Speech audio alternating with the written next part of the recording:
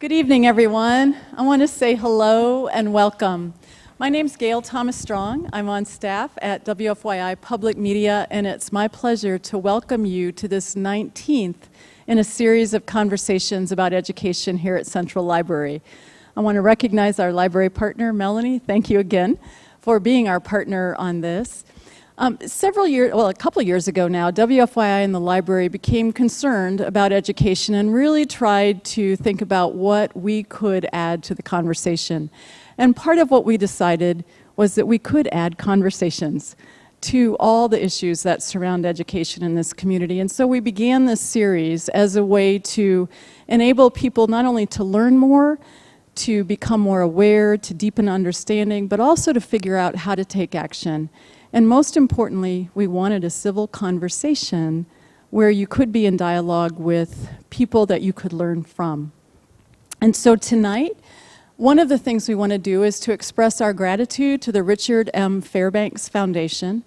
They've been very generous in providing us with resources for this conversation that are enabling us not only to be live streaming it at this moment, but also to be able to record it for television broadcast. So it'll be available on WFYI.org for anyone who wants to watch this a little later. It'll also be broadcast on June 12th, along with another locally produced show about education here in Indiana. It is important for us to think about the topic tonight, and it's important for us to just lay down a couple quick little ground rules. One of them is that because we're recording this for broadcast, even though I bet all of you could speak really loudly and be heard by folks on the stage, our cameras won't pick that up. So if you have a question, our colleagues, Angie and Carly, will be at either side with a mic. So if you have a question, and if you would be so good as to move to the side aisle to ask that, that would be terrific. That'll make sure that we get the best possible sound and the best possible images. So our plan is that Pat Rogan, our moderator, will lead our panel in conversation for about 45 minutes and leaving about 30 for conversation with all of us as well. So have your questions and be thinking about that. Okay, so that's my official off-the-record stuff. So let's now sort of officially begin. Being bullied, left out, it's more than just hurt feelings. It's a pretty tough life situation. And for some time, we've wanted to explore this topic, and we're thrilled that this evening we have a panel that we think will really enrich the dialogue around this for each of us in the room. We're also thrilled that our moderator this evening is Dr. Pat Rogan. Some of you may know her. She's the Executive Associate Dean at the Indiana University School of Education at IUPUI here in our own community. She's a noted educator. She's a lifelong educator with not only experience in secondary education and special education, but in supportive employment and in organizational change as well. I think Pat is uniquely qualified to lead this discussion tonight. She will introduce our panelists, and Pat, my thanks. We're looking forward to this. Thank you so much, Gail, and welcome everybody. I too want to thank you for being here tonight and to thank WFYI for their investment in these community conversations about education. Our topic discussion focused on bullying and ostracism, on marginalization, and on emotional safety is critically important and timely. You see stories in the news frequently, don't you? And we know that there can be extremely serious consequences of bullying, leading in some cases to suicide.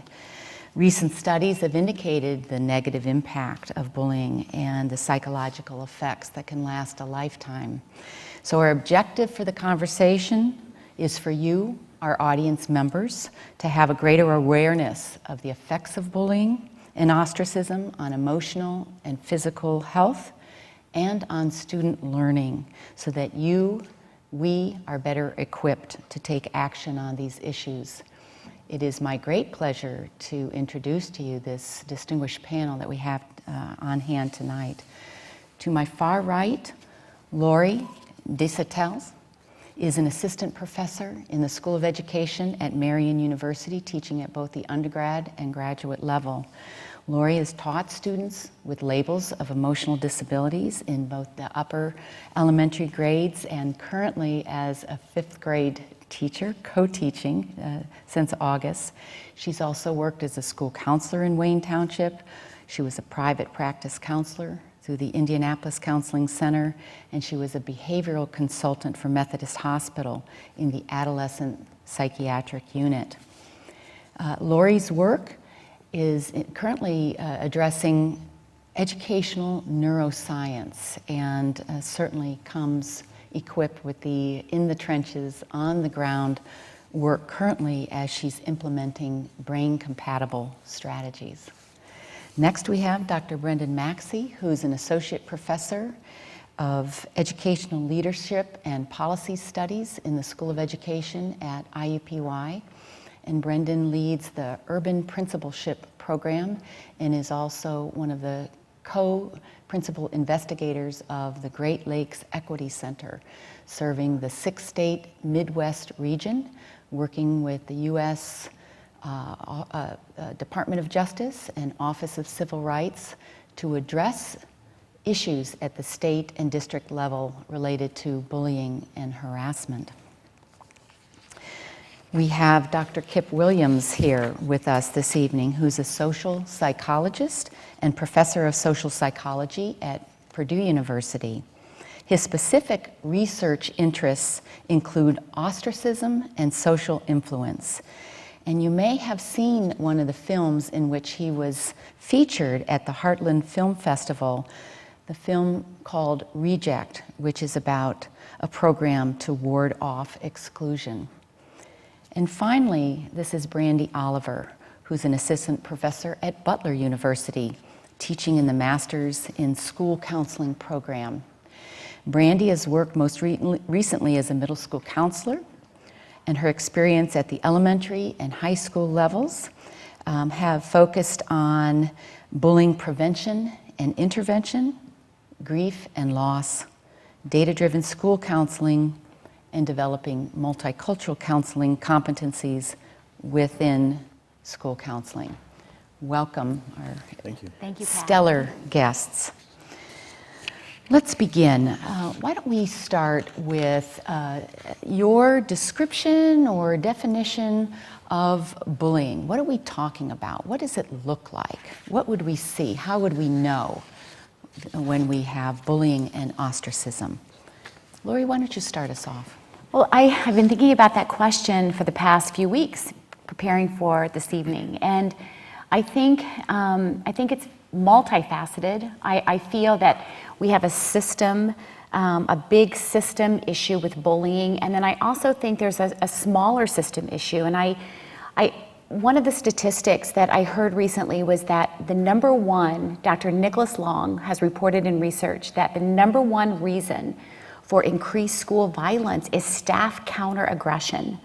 So when I think about that, and we're talking about education, I think that it's not just about the victim or the bystander or the bully. I think as educators, as parents, as a community, we have to look at that bigger system picture and what's happening when we use coercion and when we're very punitive in our zero tolerance policies with children that have exceptional needs. And then in the smaller, inside of that, I think that I'm looking at, in a classroom, how can we create a culture, a socially and emotionally safe culture, where we begin to really model cooperation and collaboration as a family. And I think sometimes that has to happen one-on-one, one teacher, one student, one classroom at a time. And I've seen that work. Thanks. You've raised several critical issues that we'll loop back to. Brendon, did you want to piggyback? I think a little bit when we're thinking of bullying and helping educators and parents and students understand that, I think some of the things that we tend to focus in on are behaviors As Lori said, it's hard to define it specifically, but some of the elements of it tend to be that it's persistent behavior, it tends to be unwanted and aggressive behavior, and it tends to involve in one way or another power differentials, and not limited to one child being larger than another, but in some ways elements of social power, and they tend to focus often around issues of perceived difference in other students. I think our work has tended to focus in on those in helping parents understand the various ways in which that might, and teachers as well, the various ways in which that manifests and impacts both the students who are being bullied, as well as the bullies, as well as, Lori said, the bystanders who witness that as well. I'm just going to jump in real Please, quick. Brandy. Both of them I want to echo, and I really appreciated that Lori was talking about these pro-social behaviors in the classroom, and the three things that you described. Oftentimes when I'm out talking to schools or parents, I talk about this three-legged stool, because unfortunately, we sometimes are using this word way too much, and instances that are not bullying are being called bully. We're using these labels, and I like to think of these as behaviors, so we're not labeling kids as you're the bully or you're the victim. I have a different set of terminology that I like to talk about, because kids, if given a label, oftentimes will live up to that label. And so we want to think about this as a behavior that we can use those pro-social skills in our classrooms and teach them appropriate behaviors. But to go back to like the three-legged stool, teachers have kind of grasped that concept, or administrators, to think that this criteria needs to be in place, and then this may be a bullying incident. I still need to investigate, I still need to talk to all the people involved, and then deem if this is truly a bullying incident, or maybe it's just pure maltreatment. Because kids are still kids, and there's still instances that they need to have consequences in those discussions, but it may not be definitively a bullying incident. Tell me more about the three-legged stool. So I just, one of the slides often if I'm out doing trainings is I show a three-legged stool, and the difference between maybe this is a bullying situation or maybe this is conflict would be all three legs. And the same things that Brendon described, the power imbalance, unwanted aggressive behavior, and this pattern of behavior. And so if those three things are all there, then let's investigate. Let's say this could potentially still, and that you still need to do all your investigation piece to make sure this is really considered a bullying incident. That's very helpful. Dr. Williams, anything to add to that? Well, if this question also asks to sort of compare bullying to ostracism, then I would agree with the rest of the panel that bullying is persistent and it's unwanted and it's aggressive and tends to be, at least I think how it's defined as being more or less overt, things that you can see and spot. And so hitting and calling someone names, putting something, text on a website or something like that's visible and to which somebody can be held accountable for. Ostracism is sort of the absence of behaviors. And so it's not including somebody, not looking at them, not answering their question, not recognizing that they exist, and so that they end up feeling invisible. And so often that would not necessarily be categorized as bullying. Some people do see it as a form of bullying, but I think that there's some kind of distinction there that's important. One, you're the target of unwanted attention, the other, you're the target of non-attention. So when we think about who's affected and the way that you've described the essence of bullying and ostracism, who are we talking about here? How big is the issue?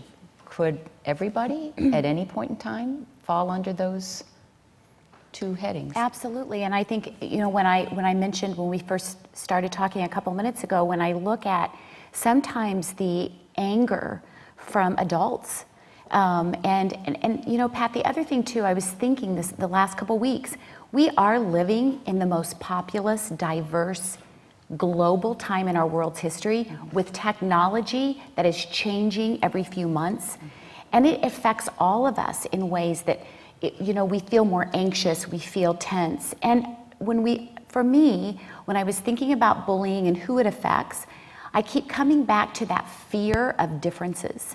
You know, and I think it's adults, I think it's adolescents, I think families unintentionally and subconsciously, and all of us at some point can really, you know, just feel that fear of being different and not sure how to handle it. So again, that survival response is to protect. And to protect is to, find some way of feeling powerful or maybe feeling some type of control. Who's affected? I think one thing that we try to do within the Great Lakes Equity Center when we're working with schools in districts and on these issues is try to shift focus in some ways, not just on the bullying and those behaviors, but also on what we need to be doing to create safe and inclusive schools. And I think when we think about behaviors that are bullying, we understand the ways in which obviously for a child who is being bullied, it creates a sense of anxiety, stress that is not helpful, not healthy for them, and is related to academic performance as well as their emotional well-being. It also certainly, as Lori's pointed to, it has an impact on those who are engaging in the behavior, and for one reason or another, they feel that this is a behavior that is serving them. And so it certainly has an impact. I think it has a broader impact also on the other students who see it going on, and large numbers of students report seeing bullying routinely. Teachers see it being bullied routinely, and I think it has an impact in terms of their sense of whether this is a safe space to learn, whether the adults know how to respond and can protect them from that, whether they even know themselves, whether they're empowered to intervene in a way in which they feel better about. So tending to focus on how to create safer and more inclusive environments, I think we see the ways in which these behaviors tend to impact the school broadly, in addition to the teachers who I think can feel when they don't know how to respond, or they don't know, as Brandy's saying, how to identify and clearly distinguish behaviors, what the appropriate response is, and it can lead to them also feeling, in some ways, disempowered. So I think it can have a pervasive effect throughout the school for the students, the teachers, as well as for the parents who believe they're sending their children to a safe space to learn as well. It kind of has a ripple effect. I mean, it impacts that one student or two students, and then it just ripples out to the bigger classroom, the teachers, the families, and so it really can impact so many. That school climate piece and the rejection piece that teachers may not even know what to be aware of in their classroom because it's the hidden, it's that covert things that are going on, and then if they haven't had the training that they need to feel equipped to do something, they kind of become immobilized by the fear of what do I say, what do I do. And Brandy, have you seen, in your experience, a greater incidence, prevalence? In general, in recent schools, years? or Yeah, and I think the recent statistics say about 25% of students are the targets of a bullying situation, and I think we do know there are certain subgroups that are at higher risks. The LGBT student population, special education students are definitely two populations that we would want to be mindful of. And I always try to think of it, we do RTI and that tiered approach. We need to always do the foundational, all students, teachers, parents, that whole community approach to prevention. But there needs to be the tier 2 for those subgroups, and then that top tier for the students that have been identified as targets or if have exhibited bullying behaviors is kind of how I would think about the tiered approach to intervention and prevention. 25%, 1 in 4. What about on the ostracism? How would you think about the scope? All of us have been ostracized. Yeah. If you, by what I mean is being ignored or excluded, even for a short period of time by somebody. I'm sure all of you have gotten the silent treatment from somebody you care about. Most of you, maybe, and probably all of you have given the silent treatment to somebody you care about. And so that's a dyadic form of ostracism. We ignore people that pass us by. That's a very small moment of ostracism, but we have research that shows it has a negative impact. In the school, there are people who, again, the children will be both targets and sources of ostracism. You can't play with me, you can't play with us, you can't come to my party, you're not my friend. People have that said to them, and they've said it to others. So probably close to almost everybody in the school system has experienced it and knows it from both perspectives. Some, of course, experience it daily. So they come in and they're ignored and they sit by themselves. Nobody comes and talks to them. Nobody invites them to play. And they have a chronic level of ostracism that they face day in and day out. And this can have really very traumatic and dramatic effects, where they have suicidal ideation, or they attempt suicide, or they become angry and aggressive to others. Some school shootings are related to this as well. So certainly we all experience it occasionally, but some of us experience it for a long period of time, and then the effects are quite devastating. Let's continue along that line of the impact, the negative effects. What does the research tell us about the neuroscience or other aspects of the impact on the brain and development and so forth? Well, I can answer from the ostracism perspective, and I'll let Lori talk about bullying. But in the real world, if you think of ostracism in terms of when you might use that word, you might think of something very, very big. Your church excommunicates you, or nobody at school will include you, and they don't recognize your existence, and they keep you out of things. But it turns out we're very sensitive to this. So even if in a 2-minute period, if there's 3 of you and 2 talk to each other or engage with each other and you're left out, it has remarkable effects. And we can do this, we can study how this affects people, actually looking at their brains as they're being ignored and excluded by other people, by using a online game that we've developed called Cyberball, where you think you're throwing a ball with 2 other people, and you see a screen, and you click one person or this person to throw the ball, and you think that the researchers are looking at your brain as you're trying to mentally visualize the game, but in fact, the researchers are manipulating whether you get the ball or not. So you're throwing the ball to them. If you get the ball a third of the time, and everybody gets the ball a third of the time, then you're included. If they throw it to each other, but they never throw it to you, then you're ostracized. And what we can then do, because the person can be relatively still, which is necessary for this type of research to happen inside of an fMRI scanner, we can see what's going on in their brain when they're not getting the ball. And what happens is the pain centers of the brain start to get activated. Just like if they're touching fire or a pinprick or putting their hand in ice cold water, the same area of the brain that is activated for those types of physical pain is activated when they're not getting the ball, when they're being ostracized. So it's a pain response, an actual pain response. And the stronger the manipulated ostracism, the more pain regions get incorporated in that activation. So then you see sensory areas of the brain being activated as well. So we can actually see pain as a consequence of a very short-term, kind of inconsequential type of ostracism, which would really underestimate the response in the real world when it's happening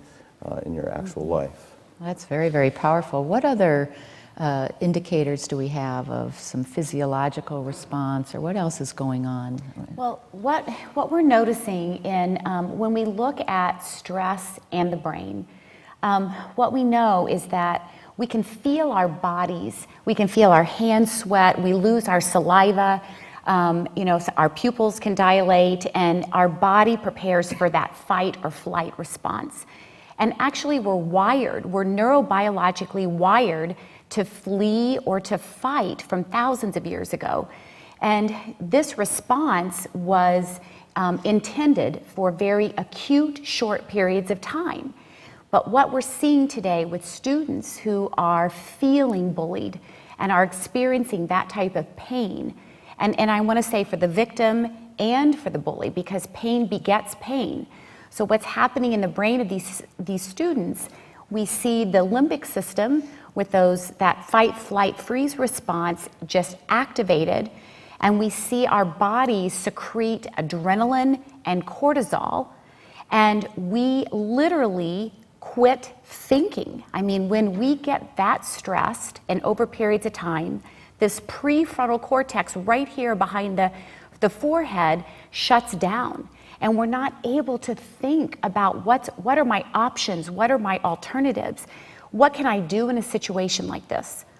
So we right now are mentoring our pre-service teachers, and we are also working with 5th grade students, and we're helping them to understand what's happening in their body when they're feeling that type of stress, and just to recognize and to be self-aware of what's happening, because sometimes as Dr. Dan Siegel states, the research shows that when you name a feeling, you can tame it. When you name it, you tame it. So we're really helping them to look at how their body is responding, helping them find the words and express that, but also knowing that they have power and control over their own neuroanatomy. They can control what's happening in their brain, and we're using some practices in the schools right now called focused attention practice, which literally we see that parasympathetic nervous system, we see deeper breathing, we see some relaxation, and we see that physiological response kick in when we focus on breath or when we focus on something that feels to them, as a more relaxing response. It settles that stress response. Well, that really sheds light on perhaps a significant portion of our student population in schools whose life circumstances might elicit stress responses. And if they come to school in that heightened sense of fight or flight and are not in a position to be focused on learning, then that has huge implications. Pat, it is huge. And we keep increasing standardized tests, and we are focused on this academic piece, which we need, and that's a good thing. But what we don't understand collectively sometimes is the significant impact on learning. I mean, we cannot think about the steps to an algebra problem when we have had all of these altercations in the hallway or on the bus or at home. And then there's that social media bullying we haven't even talked about, because that has a huge impact. Again, we're in a different time in our global development. Right. Can I add? Please. Another physiological effect we've found that is that when you are ostracized even for a short period of time, you actually become colder. You've heard of the cold shoulder and freezing out. Where do those words come from? If you put a temperature on a person's fingers and have them be ignored and excluded for 2 minutes, in that game I was talking about, their temperature drops significantly. If they're included, it stays the same. And so there's this, the blood is rushing from, when we're threatened, the blood rushes from our extremities and goes to our vital organs, and it's just showing that something as trivial as not getting a ball for a couple of minutes is sufficient to cause that effect. And I might add, there's two other kind of, you mentioned flight and fight, and we see aggression sometimes result from being ostracized and bullying, and but there's also, as you mentioned too, freeze, and we see a numbness that occurs, just a passive numbness, emotional numbness, and the inability to even physically move that can happen. And a fourth thing that happens when people are threatened is what's called tend and befriend, which is this this strong desire to be connected, to be included. And so what happens is that somebody can be ostracized by a large group, and then cope with that by tending and befriending another group. And often they become less discriminating in terms of the groups they want to belong to, and they might belong to groups that you wouldn't want them to belong to, groups that are perhaps violating a lot of the social norms, are dangerous, are extreme in some ways. And we've found that ostracized kids are actually gravitate towards extreme groups. That's very helpful. So Brandy, help us shift gears then and lead us into some conversations about how are we addressing the issue. Let's get there. Yeah, well, Indiana has done some great movement in that direction. They passed the legislation, HEA 1423, last summer, and that is an anti-bullying bill. And it required all schools in the state of Indiana to provide bullying prevention and intervention. Grades 1 through 12, all teachers, anyone in the school system that had direct and ongoing contact with students. And so I was fortunate enough to work with the Department of Education last year with a colleague of mine, a school counselor up in Fort Wayne, Indiana, Brian Tobias. And so we co-facilitated a summer work group and rushed quickly in about a 2-month period to get some tools out to our schools for start day of a fall semester. And so the schools have responded very positively, and they're doing their best to have such a short turnaround time. So I think that we're going to continue to see schools doing some really great work. Basically, what we try to advocate is that they do a comprehensive approach to this. It's not a one-time guest speaker that comes in and talks to their kids about bullying. It's something that they do the work. There's needs assessments that we can provide them so they can address and understand what the need is in their school. Because in a rural school environment, this issue may look very different than it looks here in IPS. And so therefore, a one-size-fits-all program is typically not the best approach to go. And so finding out what your school culture is, what's the school climate, and then to put some strategies in that really address what you were talking about earlier, which is social emotional learning. And so it's back to the basics. It's relationships with kids. It's integrating this social emotional learning with academic standards. It can't be viewed as, now I'm going to teach math and now we'll talk about how to talk, conflict resolution. It needs to be done in an integrated approach. And really parents, I encourage parents to get involved and to really know what's going on in their schools. And some of the neatest things that I have witnessed in the schools that I've been fortunate enough to be in is students taking an initiative, and student-led initiatives are powerful. If you want to see real school change, it's when students are doing it. I think adults always have great intentions, and of course we're there to help, but when students take the lead on this and they're out talking to their teachers and they're talking to their peers, that's where we see real school climate change. Mm-hmm. And Brendon, from your experience in working with the Department of Justice around statewide issues and district-wide issues, talk with us a little bit about that comprehensive approach or systemic approach as well. Yeah, I would echo some of the elements that Brandy had outlined in terms of the school being to assess their needs. We would engage them in a look at their policies and their administrative practices to try to understand the ways in which those can be brought in line with federal policy, but also new state policies like 1423. We also work with them on developing systems to make sure they're monitoring and tracking the incidents. So as teachers begin to investigate, are those reported up the line? Are there ways in which the school begins to identify those areas that are hotspots for bullying and where those are occurring, and doing that over time? And as Brandy was saying, making sure this is not just a one-time fix, but beginning to understand this as a built-in part of their practice, meaning professional learning for all of the staffs and all of the adults that are interacting directly with students, not just the teachers, but also those in the cafeteria, those driving the bus, so that anyone who is in a position to witness bullying and intervene knows what they're expected to do and how they move that forward, and also to engage both the students and the parents in that discussion. We have not worked with the school or worked with the district that didn't want to create safer and more inclusive environments. So in many ways, it's a conversation that the parents and the students want to have, but it's finding ways of engaging them, helping them understand the impacts of this, but also the ways in which they can intervene and be more proactive in this and move from just a defensive posture toward bullying and harassment or ostracism and toward a more proactive approach toward valuing students, making sure that norms that have developed in which certain student groups are seen as higher in the student world or others begin to interrupt those and be more inclusive in students and the way in which they come to the learning environment. Excellent. And Lori, if you don't mind, I'm going to revisit your comment earlier about zero tolerance and punitive approaches. Talk a little bit more about that. What are we seeing and how do we counter if it's a negative impact? Well, we know that punishment does not generalize. Research has stated that for years. So I am seeing in many of our schools discipline procedures that are put out to stop a behavior, but in a very aggressive way. And there are, so when I say zero tolerance, a shirt not tucked in, just some things that sometimes we have to pick and choose our battles with children in pain.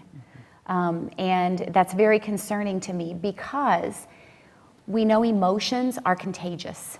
And we see that, we have mirror neurons in our brain. And so we mimic, we model one another. And children and adolescents, that behavior might stop in that place for that short amount of time, but is it meaningful? Are they taking that and looking and creating a new perspective and looking at a different way of being with a friend, a colleague, a teacher. That's very concerning. And so, Pat, I hope we can talk at some point about some strategies. We've talked a lot, like I want to share some things that we're doing with teachers. Go right there. Okay, so, because it just gets so big for me and I can't, and so I want to talk about some tangible things. So in 5th grade this week, everybody is so irritable, and the students are picking on one another and in very aggressive ways. And when I say aggressive, just kind of being mean. And this is common in every school. We see that. And so one of the things that we're talking about in Community Circle is we're discussing what empathy is, and I'm going to have the students bring in baby pictures, because we're going to start focusing on what they have in common rather than their differences. Because I think when we start to see differences, we start to feel fearful, and so we start to pick those out. So I think anytime as teachers in a classroom we can really look at what our commonalities are, that's just absolutely huge. And then one other quick thing I wanted to share, we tend to, as parents and educators, kind of release children, and they still are children in 6th, 7th, and 8th grade. And I think that's why I chose 5th grade. I think this is a vulnerable time, and bullying can increase in these years because children are kind of in between. They're dying to their childhood, they're being born into adolescence, and so it's the hugest change of their lifetime. So I think when we can create classrooms that have a shared motto, a shared flag, a shared pledge, everyone's creating something very powerful, and we're taking students' interests and their expertise and putting that into the curriculum. I think it's just so important. Really valuing the individuality, but the Absolutely. collective culture of a classroom. And in addition to celebrating commonalities among students, certainly we also need to celebrate the rich diversity, and that together, we have, the unique contributions of each and every child, and to honor that, respect that in the schools. Another way that we discipline children is to use timeout, and we use it in the home with our children. We use it in the schools as well, and it came out of it was seen to be a more humanitarian approach to discipline rather than corporal punishment, which I grew up on. We had big paddles with holes in them, and we get sweated. And timeout, you're put somewhere for a while or in the same room, and no one, and you're not allowed to talk, and no one's allowed to talk to you. And on the face of it, that sounds pretty humane, but it is ostracism. It's being ignored and excluded for a period of time, and if it's done in certain ways, it can actually have negative consequences. It could make a person really starve for attention and acknowledgement. And sometimes the easiest way to get attention and acknowledgement is to provoke and to do things that are aggressive, and you're more likely to be noticed then. And ostracism, timeout, if it's done in such a way that the child has no control when they can re-enter, then it also deprives them further of a sense of control. And when you're deprived of control, then you try to get control back. And again, another way to get control back is to be aggressive or provocative. So I think we need to be really careful in how we do timeout. It's done so many different ways, some of which are ridiculous and some of which are probably effective. But it's something that needs to be looked at as a method, because it really is a punitive thing. It's not the absence of attention, it's punishment, it's painful, and it can also lead to more undesirable behaviors than it's solving.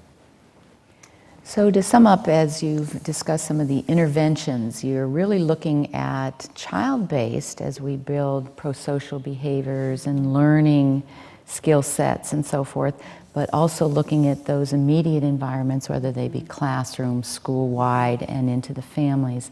Have we forgotten anything that we want to put out in terms of interventions? Well, no, and I wonder if you're going to add something to this, Brendon. I guess what I was sitting here thinking is schools sometimes have even if it's not zero tolerance, it's let's suspend, let's potentially expel, and that leads down a lot of different paths. One is like equitable school discipline and some of those pieces.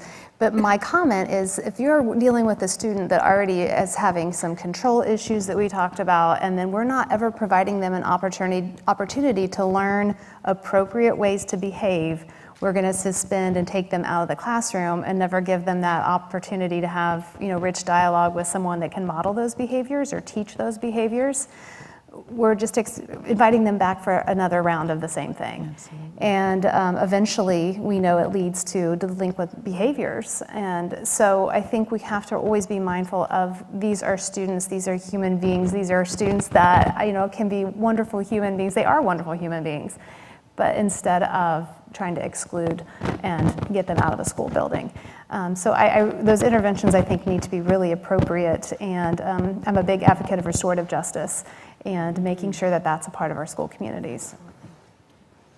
No, I was gonna, Okay. And picking up on some of those, because I think some of what are sometimes intuitively appealing strategies may in some ways work in a very different direction than we intend them to, such as timeout or having a zero tolerance policy for bullying, rather than re-engaging the students and finding ways to help them identify better behaviors. That happens also, and particularly we've noticed around with LGBTQ youth, in ways in which sometimes educators, thinking they're helping the students, will reinforce some of the issues in which students who are engaging in non-normative gendered behaviors are then coached to not draw attention to themselves, or coached to, those tend to ratify the bullying behavior and tend to send the message to the student that you're to conform to our standards and norms. Those are things where I think when we work with educators and help them think through the ways in which what they might have gone to immediately as a strategy may not have the same impacts that they're looking for, it helps them kind of think through alternative ways of reaching those and finding ways to re-engage students. I'll leave it there. Thank you. Pat, can I jump Excellent. in real quick? I'm You sorry. bet. The other piece I got thinking about, and I know educators have a lot on their plate, but having the opportunity to talk to parents and help parents understand that they have a major role in this situation as well, and something that I know we may not necessarily get into today, but the sibling bullying is a real issue. Clemson had a study that came out last fall, and in their study, 75% of their participants had been the target of sibling bullying. But on the other side, 85% said they were a sibling that had bullied one of their siblings. And so if that's happening in the home and that's normal behavior, we need to have those discussions because we know that obviously that's very detrimental. Your social rejection, this is a human being that's really important in their lives that's doing these types of behaviors. And also we know oftentimes if they are the target in the home, they may come to the school and then now they're going to be the bullier and act on those behaviors to get a sense of control. Because, Laura, you brought up the social media and how that has just blown the lid off the opportunities for inappropriate behavior. Why don't we spend a minute about talking about that and thinking about what parents and other caregivers can do to keep an eye on and intervene with the wide open world there on social media. That is just $1 million question because there's part of it is, you want to be a part, you want to be effective, you want to be integral, you want to be present with your child or your student's social media, but then there's that privacy piece and there's that respecting piece. I feel that there's a real safety behind a screen, and so that is, it feels safer for children or adolescents to talk the talk. And so I think just being aware and making sure that we keep dialogue open about what can happen and give scenarios if this is tweeted or if this is posted on Facebook or Instagram. Here's a scenario, great group discussion. What would happen if this was said and what would be the ramifications? And actually pull up, we can create a tweet, we can create a Facebook status and give an example and then have a talk with our students. And in my collaboration class that we just finished, I think that we can become so creative in how we engage parents in this dialogue, because I think sometimes parents are very fearful of returning to school. They may have had negative experiences. And I also want to say tonight before we stop, I don't want to exclude teacher well-being, because teachers right now have the most incredible responsibility with these bullying issues, and 25 to 30 students in a classroom, and not only paying attention to the academics, but looking at the social and emotional safety. So I look at that three-legged stool too, with the parents and the students. Student-led is so powerful, and teachers, and just keeping that conversation going. I know we have questions from audience members. Before we shift gears, I'm going to invite you to offer any final comments. What haven't we had a chance to say or to share? Well, I'm kind of a lab researcher, so I don't get out very much. But in the last year, I've been able to go to Carroll County and to Du Bois County with the extension program from Purdue, and to give a talk and to have them watch the film Reject, and then they have a community discussion about what to do. And the people that show up are principals and teachers and police officers and counselors, and in some cases high school students. But it's been really fun for me to talk about the research to communities rather than other social psychologists, and to see how they suddenly become aware that these behaviors that we don't usually think of as being terribly important or in the same ballpark as bullying do have long-lasting effects. We know that children who have grown up with being ostracized and bullied, that these carry on in their adolescence and result in them having more problems in school and delinquency. And ostracism is every bit as of a predictor of that as bullying. And this is also true for people in the workplace. People are ostracized or bullied in the workplace, and these have downstream consequences for how long they last at the job, whether they drop out, whether they turn over, whether they are motivated. And both ostracism and bullying contribute long-term effects on these. So it's been gratifying for me to go out in the communities in Indiana and talk about this research to them. Thank you very much. That I would touch on quickly, and I think that's why forums like this are really important to kind of engage the conversation. In our work in doing needs assessments, we often interview the students as well as the teachers, as well as the administrators. And one thing we find that's borne out in the research as well is there's a gap between the way in which students perceive and experience bullying and the way in which the adults around them perceive it. And we know that only a fraction of the bullying incidents are actually reported. One thing that's, I think, important and concerning to us as we've talked to students about that is a degree of resignation sometimes they express. They understand the complexities of cyberbullying. They understand the challenges that teachers face. And often they're quite accepting of the fact that the adults don't necessarily know how to intervene or aren't. I think that should be concerning to us, that in spaces in which we want to be safe and inclusive, that the students recognize that they aren't always, but also that they're not sure that the adults can make them safe. I think having conversations like this, in which parents, in which educators really want to make those safer, more inclusive places, are very helpful in recognizing that the students are really seeing this in a different way than we are, and we need to engage that conversation, engage them in thinking through it and how we're trying to make inroads in those areas. Critical point. Thank you. Audience members, we invite you now to move to a microphone and share your question, and certainly direct it, if you'd like, to any of our panel members.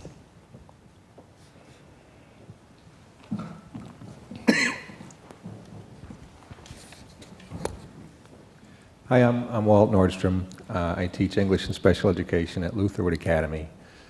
One of the things that I tell my students when we're talking about bullying one-on-one, and I speak to the bully and I speak to the bullied, and often they trade places, is that often the source of the comment is reflective.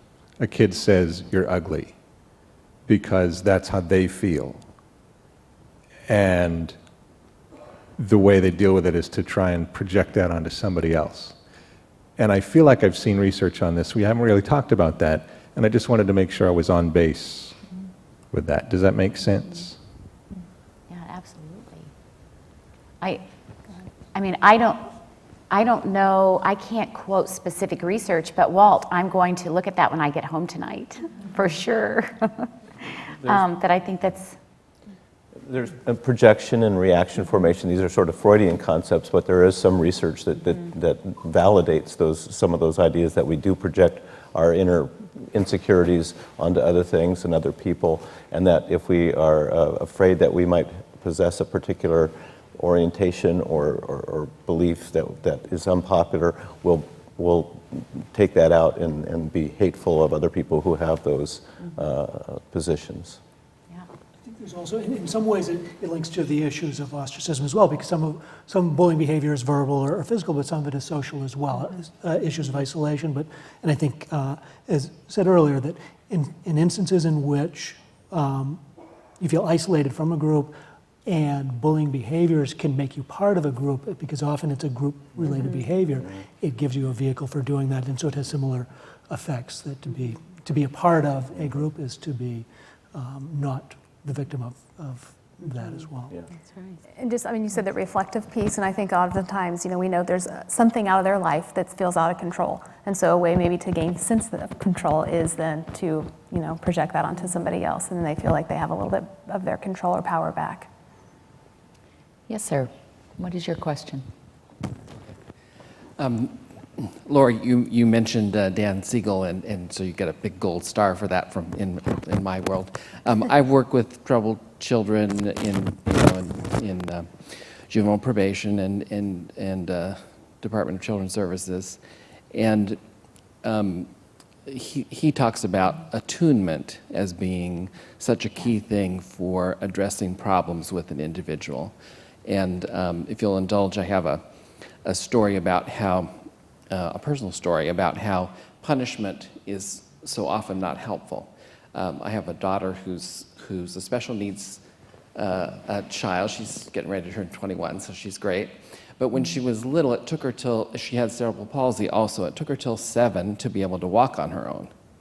And as she was learning along the way, she had bruises up and down her shins because she was falling and kept trying to learn. And when she was in kindergarten, the teacher said, well, we're trying Timeout, but she just doesn't, she doesn't respond to that. She gets up and does what she wants anyway. I said, well, she's already decided that physical pain is not going to stop her from getting what she wants. Mm-hmm.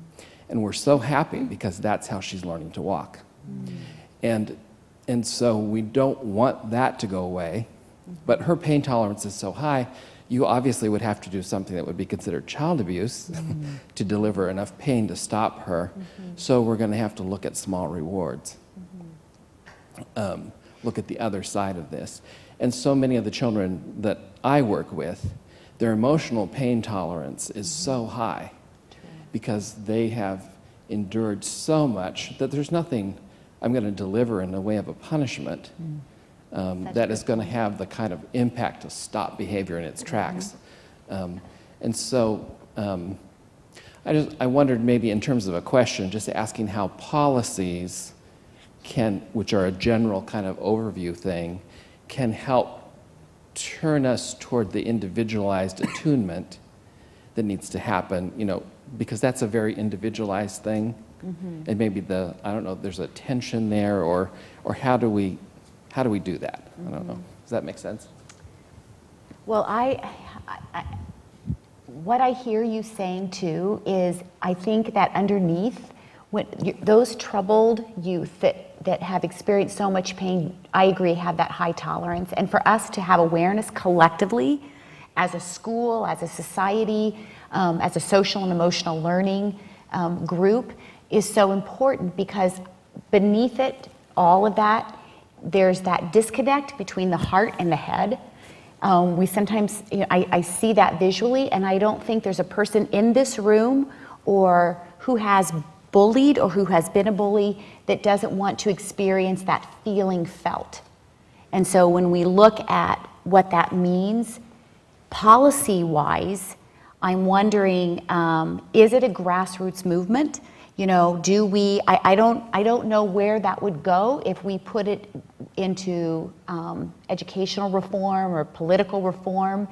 But I do feel it takes a group of parents, of educators, of students to really look at that deep connection that is such a need for children that experience that type of pain and that are giving that type of pain.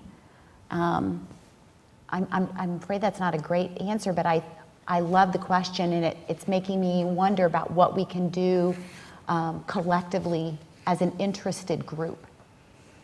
Something that I thought about, Kip knows I was at the School Safety Academy yesterday. We were able to have a screening for the film Reject a couple of times and had some educators in the room.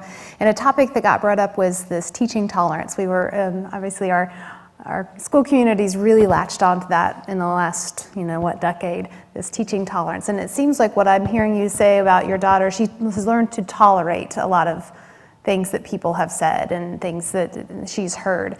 And I think that this film really starts a discussion about acceptance and moving from this idea that it's okay to tolerate behaviors or tolerate people and to move towards we need to be a school community and a society that's accepting of others.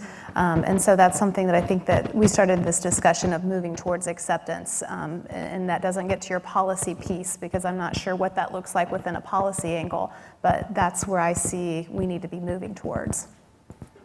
I think I'm just going to pick up briefly about with regard to the policy piece because as I referenced earlier, that's a beginning part of our analysis is kind of looking at the broader policies, but also helping schools understand the ways in which those are enacted locally and the ways in which sometimes those policies don't provide a solution. They're not a blanket solution, but only in the way in which the teachers and the relationships with the students and the administrators and the parents put those policies into practice, allow people to tailor what the support system that they want around the students and around teachers to do that. My concern right now is, in some ways, we have schools who are responding to a variety of different policies, and Lori's mentioned some of those in terms of high stakes, that in some ways can make it difficult to slow down for teachable moments with the students, or teachable moments, as your daughter had with her teacher, in which the teacher can learn. I think there's a wider range of things we might do with the students. And so I think one thing that these conversations should help us do is to think about places to slow down and think through how are our good intentions for our students actually playing out in their lives, and in what ways might we adjust those and kind of do things a little bit differently and not kind of look to policy to solve those, but as opportunities to reflect on those policies and change those and reenact them. Thank you. Yes, sir. How you doing? I happen to be one of the youth ministers at Eastern Star Church, and what I was thinking is, do you think bullying may have something to do with like some type of influence that these kids are having? Let's say, for instance, okay, I'm going to take there's certain music that children shouldn't listen to, like gangster rap, things like that. Some kids really want to listen to that, and then they really get it in their heads, or maybe something that they're watching on TV that they really want to be like powerful and want to beat up everybody they see. I mean, do you think that may have something to do with bullying? I absolutely do, and I'm not saying it's the cause at all, but I think if you're asking, does it have an influence? It absolutely does. Because that type of social media exposure subconsciously is kind of filtrated. And I told my own 3 children this, with certain movies and songs, and we ingest that, and especially young children, before they're able to really take abstract thinking and think about, what does this mean? Is this good for me? Is this not? Children at younger ages, 2, 3, 4, 5, 6, and 7, maybe even 8, don't think that way. They don't have that cognitive ability to think about the effects of what they're watching and seeing, and they just ingest it. It becomes, it just kind of seeps in, and that's concerning. So one way to deal with it is to keep your kids from doing all those things, which you know is probably impossible to do. And the other is to discuss it with them. And so, you know, if my kids, I have two 16-year-old boys, if they're not playing video games down in my basement, then they're playing it in somebody else's basement. So they play it in my basement, and then I go down and talk to them about it, and we have a discussion. And if we watch a movie that has violence or that has abuse, then we talk about it and the consequences. So I think if you engage with your children, even if they do encounter these things, if they do experience these things that you don't find to be acceptable, but you discuss it with them, that might be an effective way, because, you know, keeping them from doing things is difficult sometimes, and they will try to react against that and go seek it out elsewhere. Yeah, just to piggyback on, I love that. I do that with my own kids, and you know, maybe hosting an event with your youth or there, and grab a movie and show it all together in a community. And my kids get tired, like, don't pause it again, Mom, and talk about this, you know. But it gives you a dialogue, and it gives that teachable moment right then and there in the present, and you get to influence that conversation rather than their peers influencing that conversation. Thank you for that question. I also have another. When you mentioned something about timeouts and things like that, you know, I do work with children for a living. I really do not call it timeout. I actually either call it thinking time or I use like just positive reinforcement. Now, how do you feel about that? Well, those are very different things, aren't they? So I think, like I said, I have two boys, and occasionally they would misbehave. Sorry, Dylan and Cooper. And I did use timeout, but I used it a little bit differently than how often it's used. I said, when you think you can come back and apologize to your brother or your mother or me, then do that. So I gave them control rather than taking it away from them. And they still would go and brood for a while, but then they would come back and genuinely apologize. So I think you can use it, but I think positive reinforcement is, you know, very important too. Thinking time, it depends on really what that means, but if it means think about it for a while and then come back and let's talk about it, then that's sort of what I did with my children. But I think if you use this, sometimes they have a rule, like for every year a child is, you give them an extra minute in timeout or something like that, and the child has no control over it, and they just wait for you to come and get them. I think that can backfire. Laura, you might have something to add. I know I've been in classrooms where there's cool-off corners or reflective writing corners, but there's that guided piece of what needs to be happening in this space, and writing iMessages or, again, something that's prompted, that's making them think about their behavior and how it impacted another human being. Well, and I think you both have said that, the power of choice, giving students choices.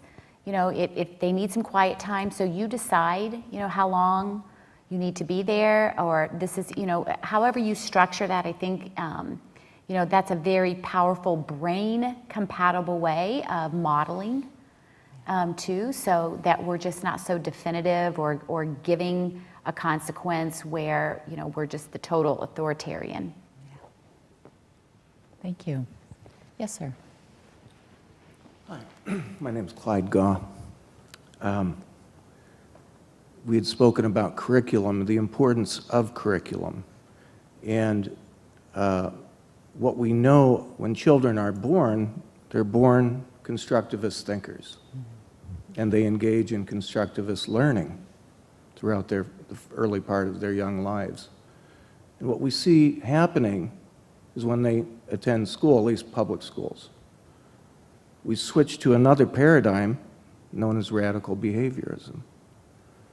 Children are outside the decision-making processes central to the learning activities they engage in.